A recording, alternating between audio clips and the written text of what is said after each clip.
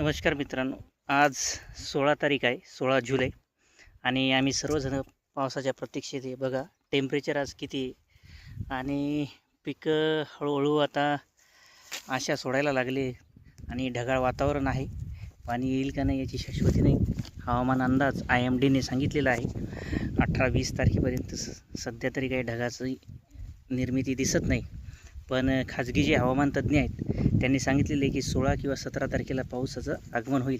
त्यांना मनापासून धन्यवाद देतो, कारण की त्यांच्या तोंडात दही साखर पडो आणि शेतकऱ्याच्या चेहऱ्यावर एक हास्य निर्माण हो. आणि दुसरी गोष्ट म्हणजे आज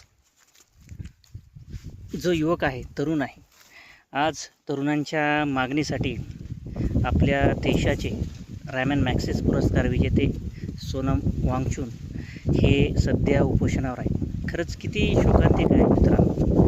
जो माणूस आपल्यासाठी झटत आहे, या सर्व विद्यार्थ्यांसाठी झटत आहे, ज्या विद्यार्थ्यांनी नीट परीक्षा देऊन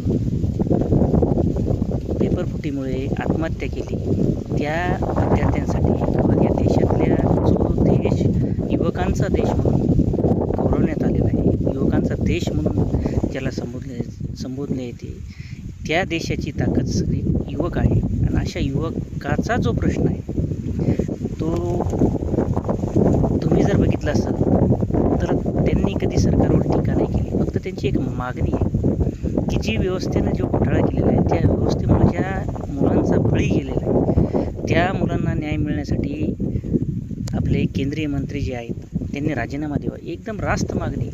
निदान सरकारनं त्यांच्यासोबत डायलॉग करणं खूप महत्त्वाचं आहे. एवढा खूप मोठा वैज्ञानिक ज्याच्यावर एक पिक्चर निघाला आणि तो पिक्चर आमच्यासारख्या तरुणांनी डोक्यावर घेतला, पण आज त्या पिक्चरातला खरा हिरो मरणांच्या दारात उभा आहे आणि आम्ही काय करत आहे हा मोठा प्रश्न आहे. सरकारला जाब विचारला पाहिजे आणि त्याला जास्तीत जास्त सपोर्ट करा मित्रांनो. पक्षाच्या बेड्यातून बाहेर पडा.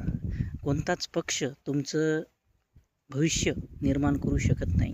तुम्हाला स्वतः लढावं लागेल. तुमचं हक्क तुम्हाला मागून घ्यावं लागतील.